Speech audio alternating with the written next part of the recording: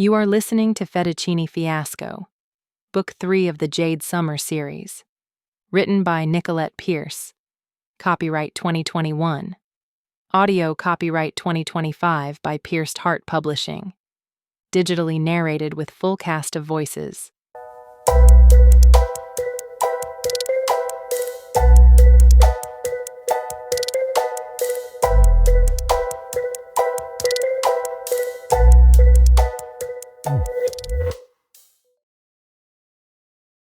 Chapter 27.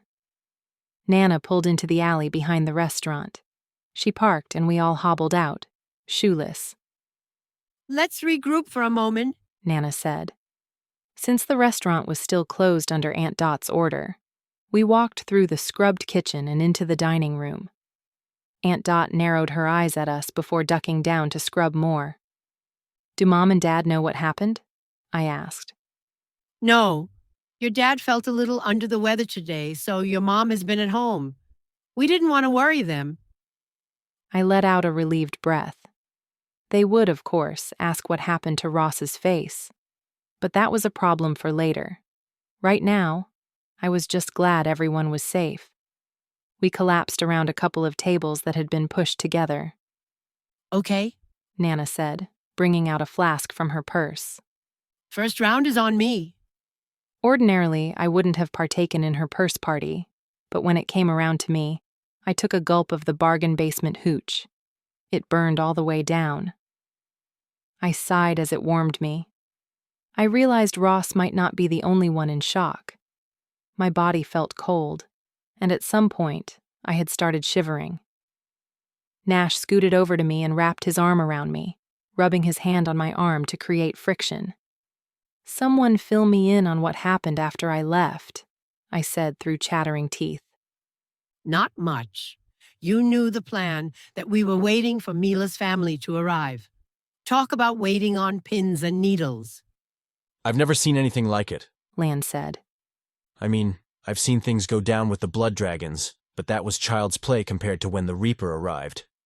"The bouncer got mowed down before he even opened his mouth to speak. Now I understand why Mila didn't want to call them. There was never an option for mercy." Nash shook his head. "I will never be able to unsee it." I guess I should have been thankful for being forced into a cage with the exterminator. "Was Logan with you the entire time?" I asked. "No, he came in after, which is good. We don't want him connected with any of this. He could lose his job or worse." That made me pause and look at the black hoodies everyone wore. Are we in trouble? It didn't seem right since Ross was the hostage and I was forced into a to-the-death cage match. But I supposed it could stir up questions, and none of us wanted to deal with those. "The Gazzardo family knows what they're doing," Landon said. "There will be a large cleanup involved." "And bribes paid." Plus, they scrubbed the footage. Nash said. "And we have Logan on our side. I think the police will have enough on their plates with this, that they won't worry about the few innocent people who got away." I hoped so. I guessed only time would tell what kind of inquisition we'd face. "Did Mila really promise to go home with her family?" I asked. Nana nodded. "She filled me in a little as we waited for them. But Mila had basically erased her past and reinvented herself to get away from them. Her brother Colin had done the same. It was only in the last few weeks that her dad found her and was coercing her to come home." But what about the money she had? If she had estranged herself from him, where did she get the money? "She was living off an allowance that she had saved up over the years. When he found her, he had her account frozen." "I feel bad," I said. I knew she had a secret that she didn't want to share, but I never thought it was this huge. I should have been more tolerant. Nana patted my hand. "She felt bad for not confiding sooner. She said she regrets letting you get so far under the 411's thumb when she could have had the problem dealt with sooner and far less bloody." Nana sighed.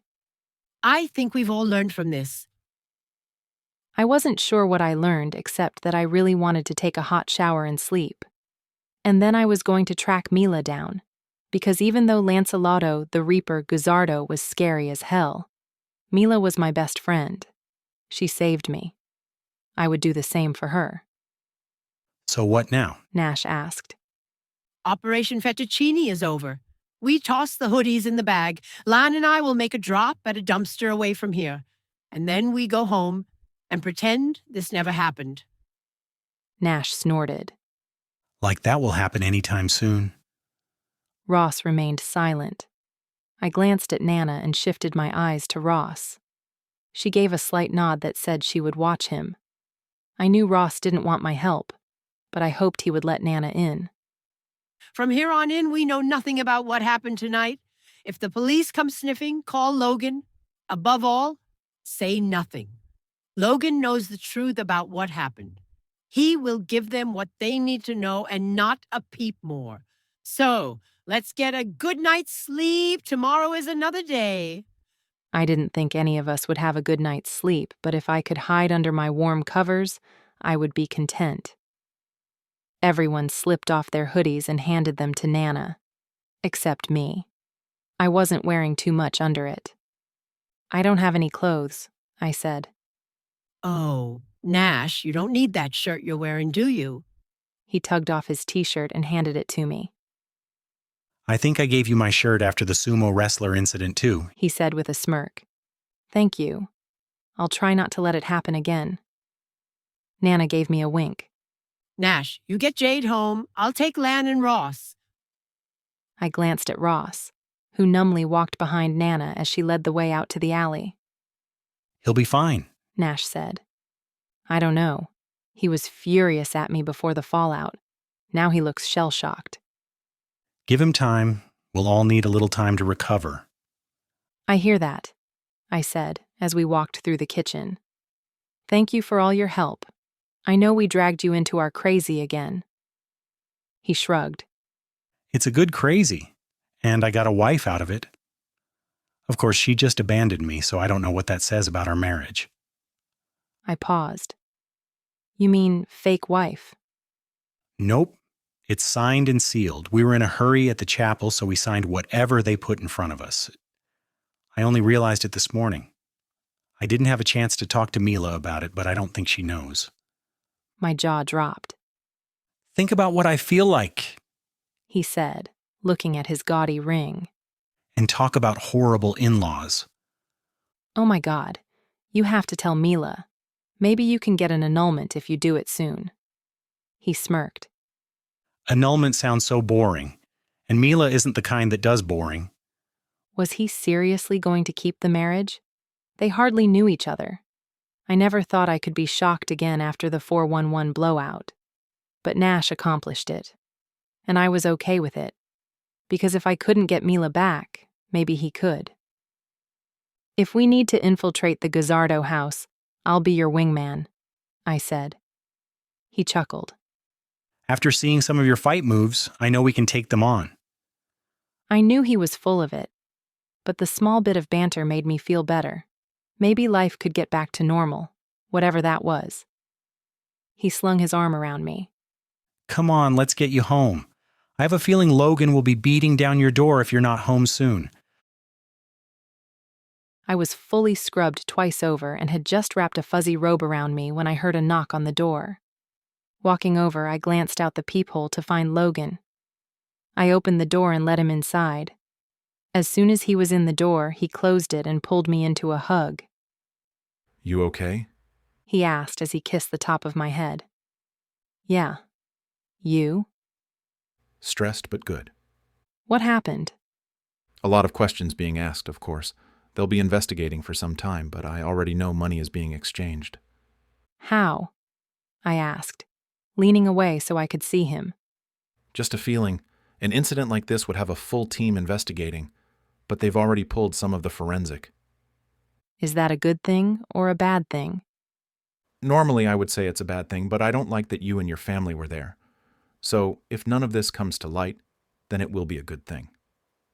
Do you think we would be in trouble? He shook his head. No. but there would be a lot of questioning. And with the 411 wiped out, there's no reason to pull you in. They knew right away, going in, that this was a rival mob. Will they trace it back to Mila's family? Probably, but it will stop there. There's a reason her family isn't behind bars. They have money and power, and they're in another state, which brings more organizations into it. I hope she's okay. Do you think the exterminator is okay? Do you care? I have mixed feelings about him. I think he might be a good guy in a disguise. He's the insider I told you about. I didn't know he was posing as the executioner until I saw him in the cage, but it makes sense. He had been trained as a wrestler before he became a cop. So, he didn't kill people? Logan shook his head. But then what happened to all the people he fake killed? They assume another identity and leave town. Speaking about faking, I wanted to tell him about the unfake marriage of Nash and Mila, but instead, I took his hand and led him to the bedroom. All I wanted to do was cocoon myself in his arms and forget the last few days had ever happened. I also found out what happened to Sparrow, Logan said as he followed me. I paused. You found him? Is he in jail? Logan shook his head. No, I saw him in Vegas. I guess there is a drag convention there every year. He showed me a picture on his phone. It was Sparrow on a poster. He was rocking his pink boa and winking at the camera. He's a headliner at the convention, I said. I think his days peddling at the park are done. I smiled. I'm happy for him. And it solved the mystery of what happened to him. Now I had a new mystery to solve. Did Logan still have ticklish spots? Jade, He said before I could push him onto the bed. Yeah? I fiddled with the buttons on his shirt. did you notice I got a new phone? I guess I didn't. When did you have time to do that? There's a guy near the station. I tossed my old phone to him as I went to work and then picked it up before the 411. Finally back to the wireless world, I said, wondering why we were talking about phones when he should be in bed kissing me. All the messages came through. I froze. Oh, damn. He saw the "marry me" message. I glanced at him, worried because I had sent that text in a moment of panic and desperation. Did I even feel the same now that we were both here and safe? After a quick search of my heart, I was happy to discover I did. I loved Logan. Always had. Always will. Well? I asked. What's your answer? You're serious? I nodded. He stared blankly at me for a full second, which put my heart into panic mode. Was he going to say no? I wouldn't blame him if he did. I mean, we both got out of engagements, got into a tangle with the mob, and he fake married his loony ex. It was a lot in a short amount of time. Logan, I started, trying to find the words to express both my love for him and my understanding that it might not be the right time. He cut me off with a kiss that relayed everything that I couldn't say with words. He clutched at the robe, pulling me tight against him as if he was never going to let me go. I assumed his answer was a yes, but I needed confirmation. I pulled back slightly. Is that a yes? He put his forehead against mine. I thought I was going to have to chase you forever to get you to marry me. Would you like to chase me? He smirked. I will chase you wherever you want me to, as long as we're together. So, yes? Yes, and soon. How soon? How's tomorrow? I laughed. Maybe that's a little too soon. How about talking about a date tomorrow? Deal. He nudged me to the bed. And tomorrow we're talking about living arrangements. So soon? He laughed. When it comes to you, it's not soon enough. The last few weeks had been a nightmare, but I would do it all over again if it meant having this moment with Logan. And tomorrow? Well, that was another day. There were many obstacles I'd have to deal with, especially with Ross and Mila. But at least I had Logan.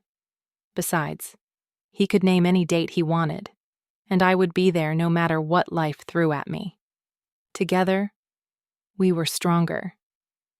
He pulled me to the bed and tucked me into him, my human cocoon. Tomorrow would play out how it wanted to, but I was taking tonight for myself. This has been Fettuccini Fiasco, written by Nicolette Pierce. Digitally narrated with full cast of voices. Copyright 2021 by Nicolette Pierce. Production copyright 2025 by Pierced Heart Publishing.